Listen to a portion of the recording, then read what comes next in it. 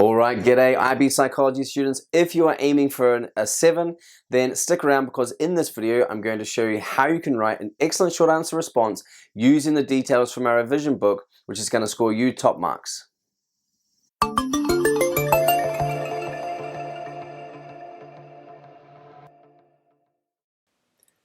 Alright, so let's take a look inside our revision book.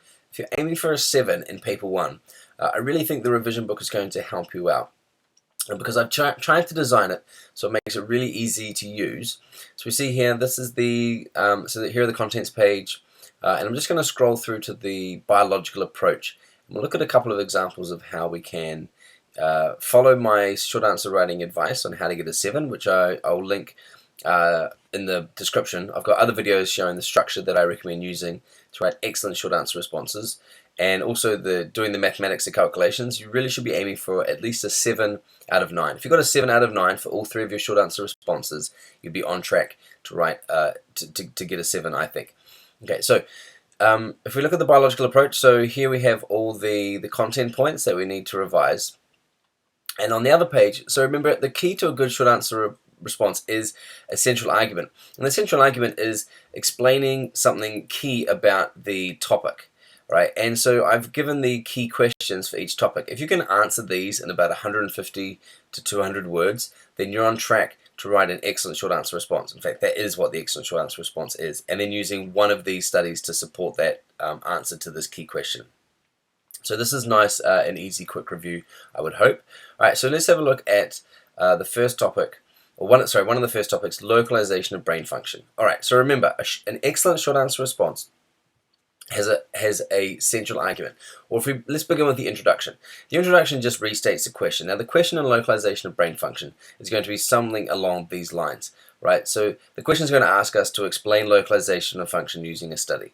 Okay, and this is using the language of the guide, this key question here. So you can use this to as a quick review. Okay, can I answer that question? And then this is the answer to that question. Okay, so this would essentially be your introduction for a short answer response. It gives a general overview of the topic, okay, and then you would say, and you'd finish that by saying, and we can see this in a case study by Feinstein et al. On SM. Okay, this is the key study here. Here, this key details part, this is basically your central argument, right? I try to begin with the definition of the key term, and then here also the definition of the amygdala, and then the explanation of the function of the amygdala there, and then this is the study that shows how it's being determined. So really, for an excellent short answer response, you could just pretty much, if you could remember all these details, right, and just write this, then that's it. There's your 7, 8 out of 9, right, maybe even a 9 out of 9, okay, and that's that simple. So that's just on the front page of each. Now on the reverse page is the extra. If you're studying for an essay, this is what you would add if you were studying the biological approach for an essay. But to write an excellent short answer response, everything you need is right there on one page. Now a couple of the topics are structured a little differently, and let me give you an example of that. So here we have the techniques to study the brain, okay, and same thing, it's all pretty much a general structure.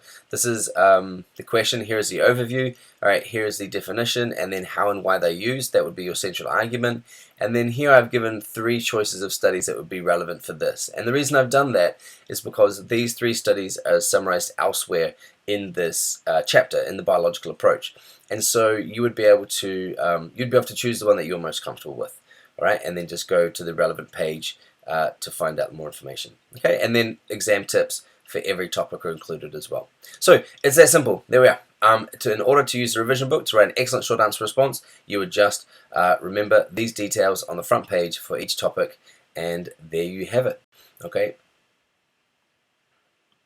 So if you're a teacher and you're watching this, just a quick note on how I use both of these textbooks. So this is my day-to-day. I give this to students on day 1. In fact, I give it to them in grade 10 before the summer we start and tell them to read the introduction. And this is what I use in my day-to-day lesson planning.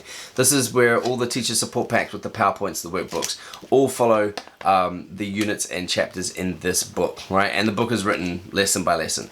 So this book I use just to study psychology. I deliberately didn't put any focus on the exams and talk about the exams in the regular chapters. There's chapter 10, the whole chapter is about the exam prep. But then throughout the other chapters like criminology, love and marriage, I don't really talk about the exams, I just talk about psychology. I want students just to use this to learn about psychology. And so this, I think, that works really well, and the students enjoy the units. And then when it comes time to, okay, now we're going to take everything we've learned from this book and we're going to consolidate it and we're going to focus on how to use that to ace the exams, then I introduce this book. And this one I only give them in year 2, and I only give it to them in January of year 2 of their grade 12 year. That's because we have 5 weeks or 6 weeks before their mock exams, and we use that to study. So I don't really want students just to be thinking about, okay, I'm studying psychology for the exams. I want them just to think about, okay, I'm going to study psychology and I'm going to enjoy it, and then it's like, right, now I'm going to knuckle down and I'm going to ace the exams. So that's kind of how I use both of these in tandem. The next project I'm working on is flashcards. So taking all the content and the key terms, the key studies, and boiling it down into a nice box of little flashcards, and I'll post that as soon as it's ready. So hit subscribe to the blog, join the Facebook groups, and you'll know as soon as they're ready as well. So then you'll have, I think all 3 will make a pretty awesome exam preparation pack. All right, good luck.